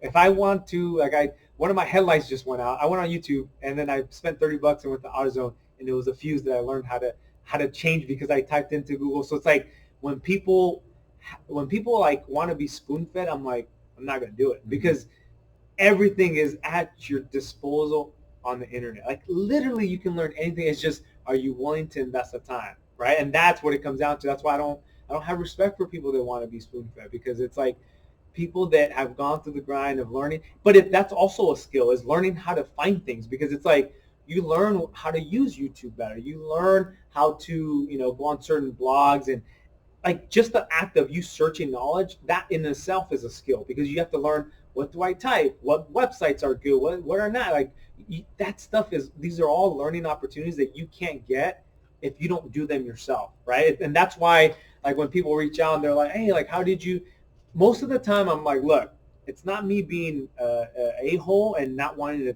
give you, I just know the power of you having to go and search this and have frustrations, like launching this podcast. I can't tell you how many times where I've made so many mistakes, and it's just like, but I learned. And it's like, nobody's going to tell me and teach me those little things that you can't get from actually doing them yourself and making the mistake. And I think that's where people take it personal. Oh, you just don't want to tell me the secrets. Like, no, like I'm trying to literally teach you how to learn on your own, because that's more powerful than me giving you that answer. Right? What about you, Vic? Kind of same thing. I like to kind of read. I'll tend to kind of read some type of material that's going to aid in my craft, but then also read some type of material that's going to build me up. Are you more like personally. a book person, article? I like a mix. I like a mix thing. I think the best way I learn is through mentorships and going places and visuals and stuff like that. But I do enjoy reading because it allows you to really kind of dig into your imagination and creativity. I do like to occasionally hit YouTube and check other. I don't dig into it too much, because I feel like sometimes when you go too much, it might shift your perspective and kill your creativity, because 100%. You saw that this person was very successful, and it's like you might not attempt to do something that you wanted to do because you were too busy watching what the other person did that made them good. And you don't know their backstory, yeah, so right? So it's not, there's no context. Yeah. So I do dig into it, but again, everything, they have a saying, is like the poison's in the dosage. I don't go too crazy on it because I still want to be my own creative being, you know. So, but I do that. My biggest thing right now is just building relationships. Yeah. I'm like, all right, in the week, who can I build a relationship with? Can I build a relationship with a dentist? Can I build a relationship with somebody that, with a psychologist, or this? Can I build a relationship with somebody that can teach me something I don't know? Yeah. And vice versa. Can we shift our education, and I give you something you don't know? So like my biggest thing right now is relationships, and that's what's helped me a lot. It's huge. Yeah. And it could be, that could mean you having a relationship via direct message on Instagram. Like it doesn't even have to be, but it could just be, asking a question and getting another person's perspective, Yeah. right? So that's, yeah. So the accessibility, you're pretty much accessible to anyone like in the world, which is kind of crazy to think about.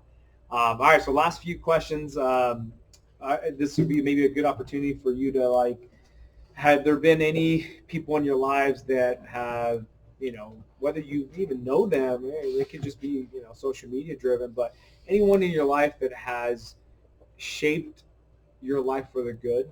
It could be a mentor. It could be someone that maybe just seeing them have success has given you confidence. Someone that's maybe challenged you a little bit. Maybe at the time you weren't, hey, I don't want you telling me this, but it's something you needed to hear. That maybe 2 years down the road, you finally said, I knew what lesson they were trying to teach me.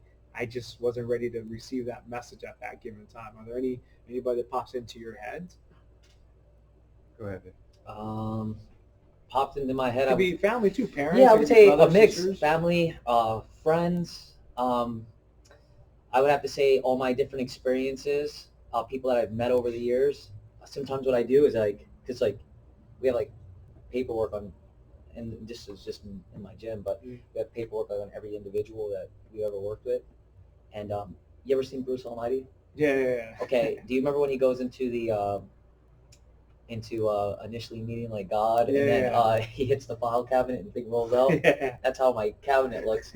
And so I look in there and I look at that and I'm like, oh my God, like I've taken something, and so we do these really detailed assessments, Okay. psychological assessment before somebody starts training. It's like a 40-question test. I want to get to know you.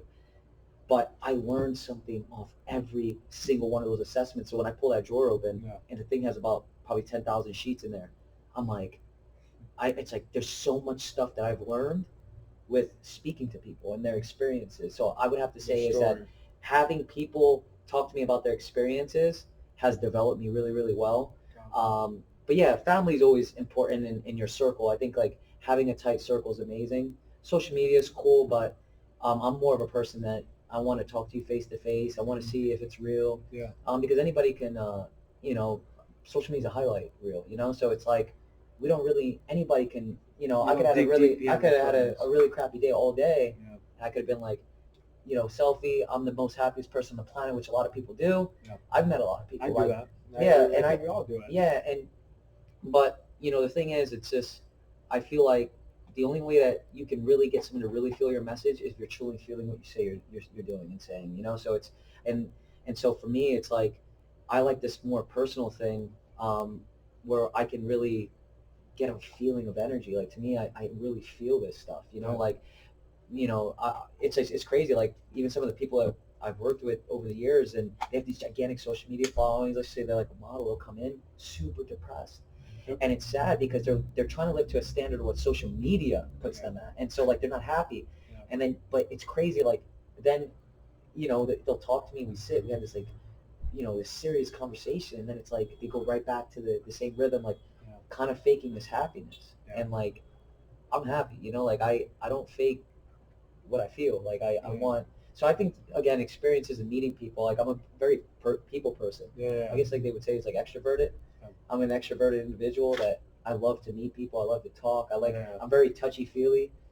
Where like you can see like probably even yesterday or something like that. I was like, like I'm always. That's how you show. Yeah, I'm just such. I'm I'm like that. Oh my God! So like I'm one of those individuals, man. I like hugs. I like good vibes. I like good energy.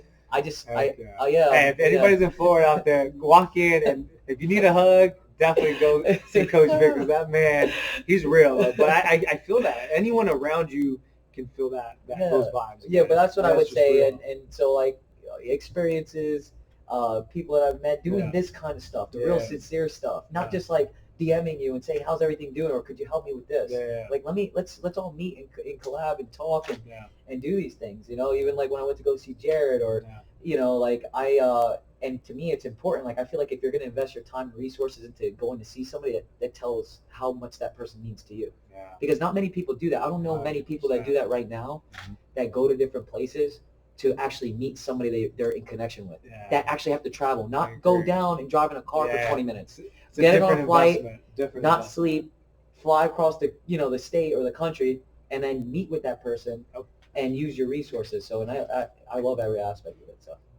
Nice. So for me, I mean, yeah, I agree with Vic 100%. So, Coach Jared, so like, yeah, anyone, family, friends, mentors that you've had that have changed the trajectory of your life, that has changed your perspective, your mindset, anyone come to mind? For sure. I mean, besides my wife and family, definitely. So far in Atlanta, my wife and I, we hang out with this older couple, and the gentleman that we hang out with, he was the former vice president of Delta. Wow. And yeah, so we hang out with them pretty often, and they're in their 60s, and just to have conversations with him, over dinner, So and much wisdom. Yeah, so much wisdom. It's insane. And it's like, man, like what are these guys? What are these guys' habits every day? And what did he do while he was working for Delta with so much like stress, so much liability, all these things that he has to go through on a day-to-day basis. And he's like, you know what, like as crazy and as much like stuff I had to endure and stress I had to endure, like it's truly everything's relative.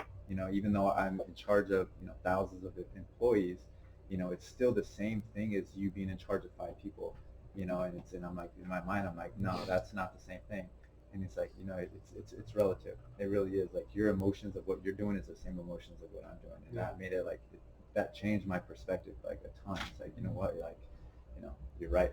And so, just hanging out with people like that and seeking out people like that has been helping me on a little trajectory for sure. And again, how you talk about it's all relative, where it's like your problems, they may not be as big as someone, doing his position for Delta, but they are the same. They're just at a smaller scale, Yeah, right? It's like, exactly. no, it's like you're dealing with people. Like, yeah, I'm dealing with people on a, he's dealing with a COO versus you're dealing with another coach. Like, it's the same thing. They're humans.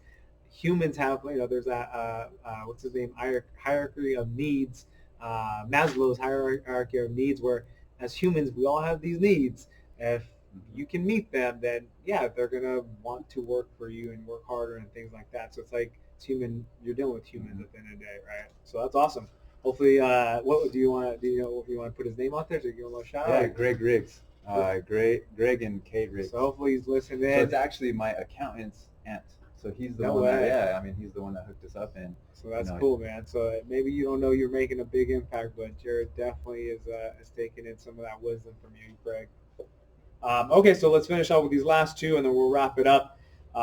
So let's go kind of a fun one. Let's see where you guys take it. But what is actually really quick? Let's make this. This is a one more question that this is more of a selfish question where I want to learn from you guys. But let's keep this one relatively short. But how do you deal with people in your lives that are not aligned with your vision, your outlook on life? Like, how do you deal with those people? Is your perspective is you cut them off and you get rid of toxic people, or do you put up with them? Do you have a conversation with them?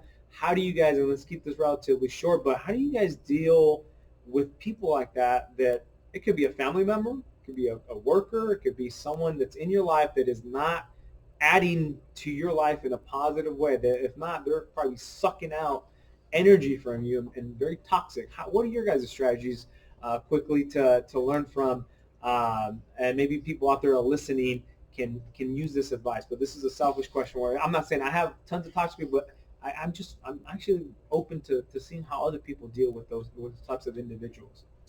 For me, it's having the conversation, it's spreading the message of what you're about, and at the end of the day, that person can either gravitate towards what you're doing and it be kind of a collective relationship, and if they're not about it, then they're not about it, and I move on.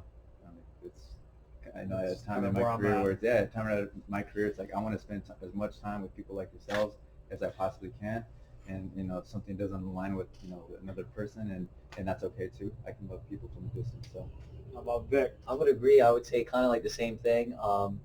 I set like my standard, and I feel like it's going to attract. It's gotten to a point where like I'm pretty strong on kind of like on certain aspects of my life that it You're selfish in a good way. it attracts the. I really don't meet anybody now that's not attracted to. They don't come into my life. We're not expecting some type of greatness to occur, or because we've sat there and set the standard so high that who's really going to come into your life and try to intrude on that? It'd be too much energy. Well, it's one of those. It's that concept of like people will filter themselves out when like. So there's a company called Keller Williams, and it's a real estate company. A good friend of mine works there, and he's taking me to their meetings, and right away, okay, you can be a really good real estate person, have all the skills necessary, but if you don't fit that culture, you'll be out of there in a week. Not even because they'll fire you, just because you're just not going to fit in because everyone there is positive. They're even though they're kind of independent, they're all working as a team. Weren't they on like Forbes top? Yeah, so in 2018, they were voted #1 of happiest employees. They beat Google, Nike, all these. So, and I knew that's why, because you walk in and you can't be a negative person and work there. So it's like Vick reminds me of that, where it's like if you're like negative and you're selfish in a bad way, like you're just not gonna want to be around you because like you're too happy, you're too good, you have those positive vibes where they will filter themselves out.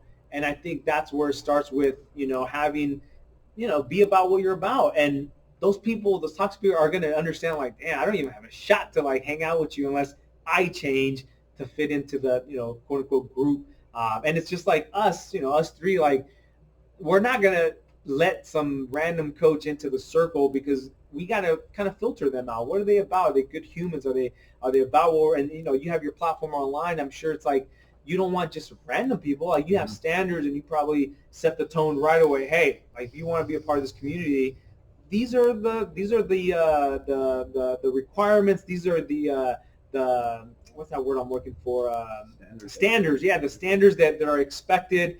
And if not, sorry, like this is not for you. And I think there's people that talk about all the time where it's like, I think you said actually, you're not for everyone. Even someone willing to pay for you, it's like, no, I don't want you as a client because you're just negative. You're just a bad person.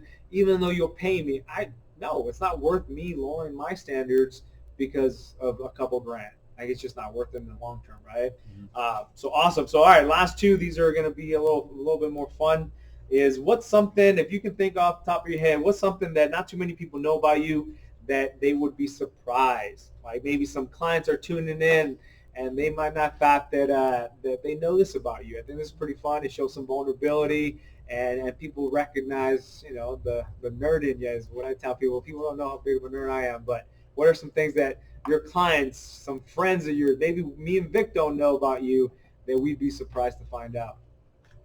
For me, it's my fascination with lions. So my wife and I, we went on a safari last year to That's to, real. to the I know about that. to the Serengeti, and Awesome. it was, we camped out there for 5 days, got to see so many beautiful animals up close. And I've been watching lion documentaries. I've probably seen all of the YouTube ones, because I just think they're a fascinating animal, and I can definitely see like some correlations between lions and strength coaches.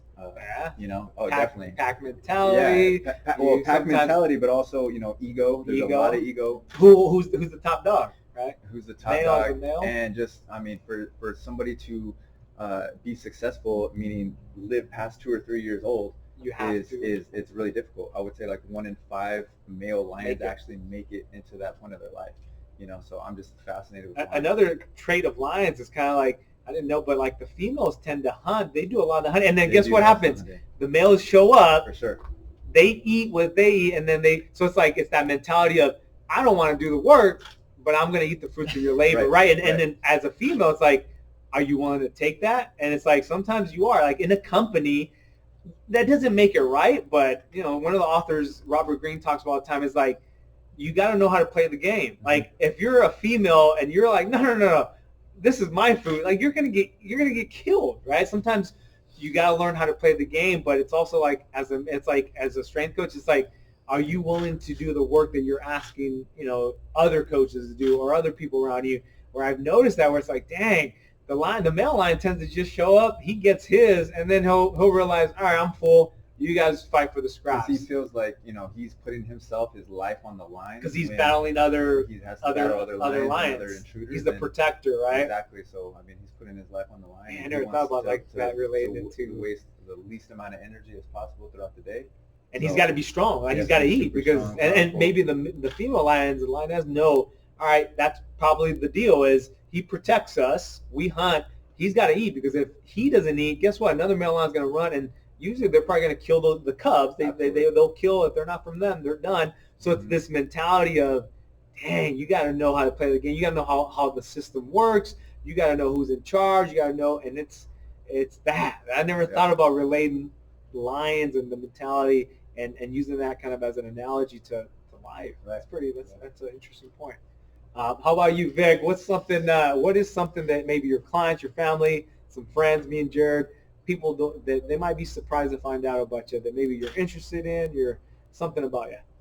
I'm fascinated with space. I would say like I love space. I love the vastness of space. I feel like it's crazy that I sometimes get upset if we don't get enough information by the time we're dead, that if we don't know enough, like I want to know like what's, like I love how vast and the unknown. I'm a big fan of the unknown. Me too. So I'm just hoping that at some given point in time that while we're here, we'll learn something, amazing. I play alto saxophone. That's different. A lot of people don't know I do that. What else? I am completely terrified of heights. I hate heights. What? Never liked heights. Really? Yeah, I don't think I'll ever jump out of a plane. I don't think. So is it like jumping out of a plane, or would you get on a roller coaster? I have, but I don't enjoy it though. Got it. I don't enjoy it. So like I just don't like heights. I've never liked heights. Just something that I don't know. I never had any traumatic experiences. Yeah. It's just what it is. I just don't like the feeling of like, yo, if you were to fall, it's over. Like there's no control. But yeah, I would have to say like my biggest thing that a lot of people don't know is that I'm a big fan of space, and then also too, for a very long time, I wanted to be a meteorologist. Weatherman. And I think it came through because I enjoyed space so much. Got it. And they were connected. Yeah. But pretty much that's it. I mean, so a couple things. Yeah. One, I know Jared plays the piano, so he's got some skills with that. So maybe you guys can get together and play something. That'd be kind of cool. But two, so as you're in LA, I'm a space nerd too. That and the ocean. I'm fascinated by the ocean too because we know less about the ocean than we know about space. Yeah. But I'm going to take you guys to the Griffith Observatory, and you're going to geek out. I promise. You've never been, right? No. You're going to geek out, but you're also going to get a little scared because there's heights, right? Yeah. So you're going to get some something good. You're also going to kind of overcome one of your fears, which is kind of cool. So I can't wait to take you guys out there. Have you been, Jared? No. There. Oh, no. So even better, both of you guys. All right, last thing we'll leave everyone off with this last one is, what's some advice and or wisdom that you could give, not only yourself, like if you're maybe your 21-year-old self, but maybe people listening, just some like what I call so the show's named Level Up Theory, because a lot of the things that I talk about, people that I bring on talk about, they're not testable, right? You can't test that. All right, having more confidence leads to X, right? We come from a science background and we love research. All right, we control the variables, blah, blah, blah. It's like, no. Level Up Theory is, here are some individuals who have overcome, beat the odds, and just have done it a certain way that maybe science can't show, but what are some theories or some advice that you could give other people and maybe your younger self? I mean, really basic stuff, or you can get complex. But what are one or two tidbits that you can leave everyone off that you could offer some value to their lives, whether you're young, old, female, male, doesn't matter. Yes. So my big thing for especially young strength coaches or whatnot is the ability to just like do it. I know Vic was talking earlier in the podcast about kind of the internal things and psychological things of leveling up. I think that part is tremendously important, but I also think it's the step as well after that is actually doing it and taking action. I just posted something on Instagram, and it's a cartoon with Gary Vee, and someone's telling him, I want to start a podcast, do it. Yeah. I want to start a YouTube, do it. And so many people, like, they have so much potential, and they will never they'll never realize that potential because they just are Fear. they're fear, just what it is. So I mean, it's like the resources and stuff that Vic said, along with like just you have to do it and mess up and embrace failure. So that's my thing. But how do you change the?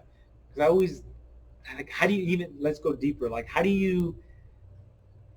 What do you tell someone who's like, how do I overcome that fear? Like, what is it? Do you just like? Because I've struggled with that, where it's just like, what is?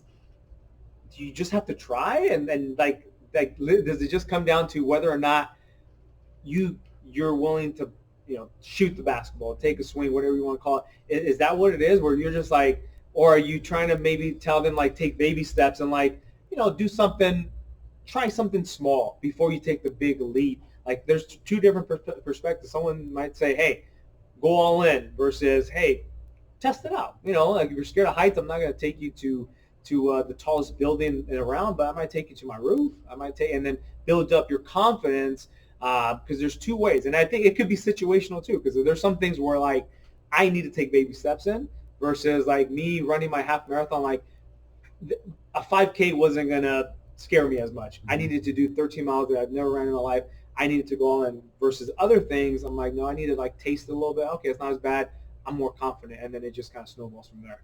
Is there anything specific? What's worked the best for me is you talked about humility earlier in the podcast, was telling a story of exactly kind of where you were at when you were their age or whatnot, and giving them a good example of that. Of, hey, when I was, for example, for me, I just told this story recently about when I was starting very brand new in the industry, and I thought that being a real estate appraiser would be, oh man, that'll be easy money, and I want to be able to do both and just hustle and whatnot. And someone told me, it was my mom actually. She's like, go try it. It's not as easy as you think it is. And I was just thinking of like easy fast money. I was 21, 22 years old, easy fast money, and I was like, oh man, I want to do that. So I went through the whole schooling process to do it, got my certification for it, and within a week I absolutely hated that position. And now I tell people the story. It's like, man, if you want to be a strength conditioning coach, go 100% all in. Some of them are like, should I get a job on the weekend, or should I do this or that? It's like, are you exhausting the resources that you have right in front of you? And if you're not, like, you're gonna end up doing something that you don't like, that you enjoy. So if this is what you enjoy, you got to go all in. So I think storytelling and telling them an example of what you did in those shoes and how you failed and whatnot. I think that's been the most powerful from my experience. Makes sense. How about you, Vic? Any what would be some advice, some wisdom that you could share to others out there that may be struggling, maybe balancing adversity, maybe thinking about quitting, going through some deep stuff? Like, what's something that's helped you get out some deep moments, or just advice in general? Quitting in general is just not in my mind, because there's never been anything good that comes out of quitting, so it doesn't even cross my path. So I would say just get that out of your mind, is quitting, because I think a lot of people wish they can do it when they're doing it, and they don't think that they're really doing it. Like they're actually living and doing what they want to do, and I don't think they realize it. Yeah. That was like a big thing with me for a while. But I would say ultimately, hugs, love, relationships, and appreciation are going to be, like, for me, like, you can't go wrong with those things. Gratitude. In a bad situation, you show somebody some love, it's going to change the whole. Usually people take negative and try to smash it with negative, or either try to get even lower than what the person that's already doing something low is doing, instead of trying to smash it with love. So smashing things with love is huge.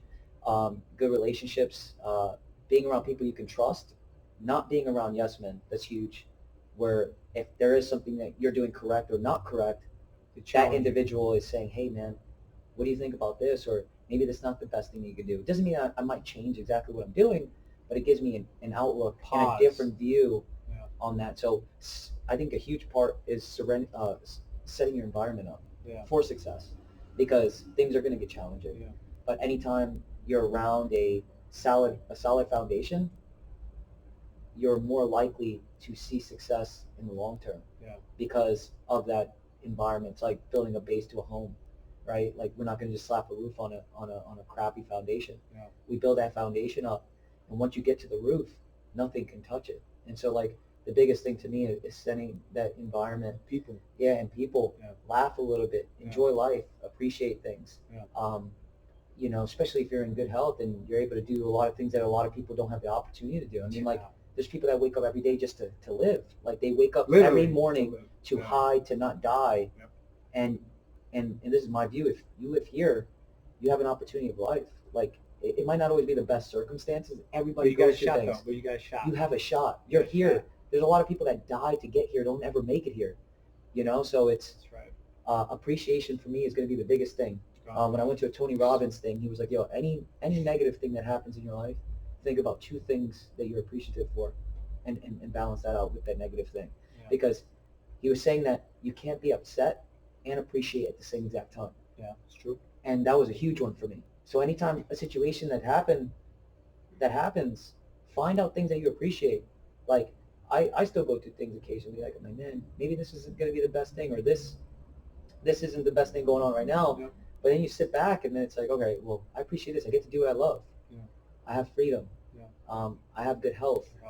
I just have a lot of things that we don't take for, we take for granted occasionally, Yeah. just because we have them every day. Yeah. So if I was going to kind of soul it down to just one thing, appreciation. Nice.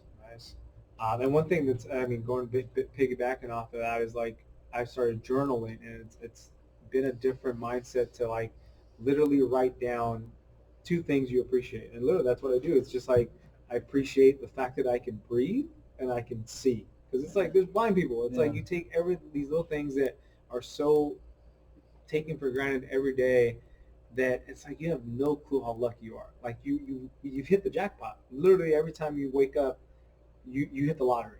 And it's like I put out a number, it's like 156,300 people die every day on average. It's like, you're not one of them and today. I think, you speak on Gary Vee a lot, but I think even Gary Vee brought up a point that if you're even born, You the get chances 4 billion of a shot of being who you are. Yeah, and there is, like, I know people that have been born into, like, harsher situations, like not having parents and not having homes and all these things, but I know everybody has hardships, but honestly, like, a lot of people will say, well, I had it this way, or I had it that way, or this didn't go for me. But everybody that I've ever met, have had some type of hardships that they had to, and they're different for every individual, but they've had a hardship to get them to that next level. Yep. And the ones that tend not to get there are the ones that allow that hardship to overwhelm them and break them. Mm-hmm. And so that's where I think the environment is key. Instead of running away from that environment, step into it and let them lift you up. Play with it, appreciate it. Yeah. Like, even if it's bad, appreciate it. Yeah.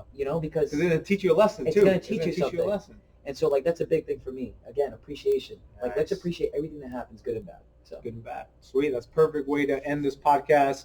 So first, I want to thank you both.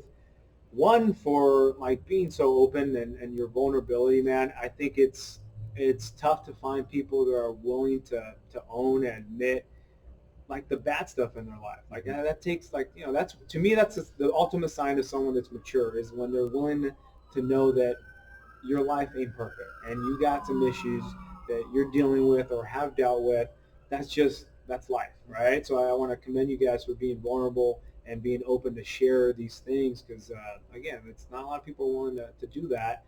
And then secondly, I want to thank you guys for, like, doing really big things in your community and in your space, as far as where you guys are living, who you're around, because you guys both inspire me tremendously. The moment I knew you guys were flying in, I kid you not, I was like a little kid. I couldn't wait to, like, show you guys around. I couldn't wait to, even to this day, like, I'm looking forward to the things that we're going to be doing.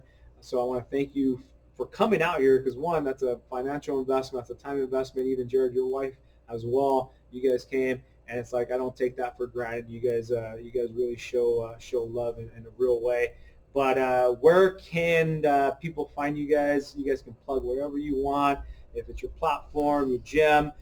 First, where can people find you? And Trainer Vick, where can people find you? Where's the best way if they want to find you and contact you? Where's the best way? So the best way could be probably through my Instagram, like at Trainer Vick. How do you spell that? So it's at and then TRAINERVICKK. Two Ks. Two Ks. Did that because there's a lot of Victors in my heritage, so I had to separate us. What's your gym's Instagram? And then facility is going to be at the X House. All right, so that's THEXHOUSE. And those are probably going to be the best two ways initially. Or just come see me, come meet me. Nice. Ask for the address. Come by Florida. So everyone that's listening to this podcast, do me a big favor and go and follow him, follow his gym, show him some love, and maybe send him a DM. Ask them maybe there's one thing that you learned from him during this discussion. And how about you, Jared?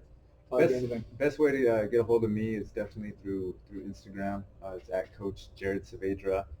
Also, how do you spell that? So JAREDSAAVEDRA.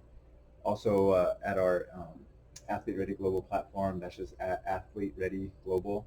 And then our training company in Albuquerque is at Athlete Ready. So he has a facility in Albuquerque. So if you're in New Mexico and you're listening to this, you can literally go in and ask about training and things like that. How about your wife's Instagram? So my wife is at the Vimage, THEBIMAGE. Okay. And they can contact her for any services via Instagram as well? Via Instagram as well. Yes. Got it. And then lastly, our people want to know when you're moving to Florida. Woo! Florida. So we had this conversation last night where if you live in Southern California, it's hard to leave this place because of the weather, the culture is strong, the people. So it's like I'm definitely going to come visit, but I want to be very honest. I'm probably not going to leave ever Southern California. Maybe I'll leave this whole pocket, but I'll come visit. That's a promise, and we're gonna get definitely do a podcast with the man, the myth, the legend, and I got to take a pit stop to Atlanta as well to visit Jared. So once again, thank you for hopping on the podcast. I will post this, and I'm sure we're gonna get a lot of people reaching out. You guys probably inspired one or two people and made an impact on their life, their perspective. But I want to thank you for joining the Level Up Theory podcast, and we will be back on the next one. See everyone out.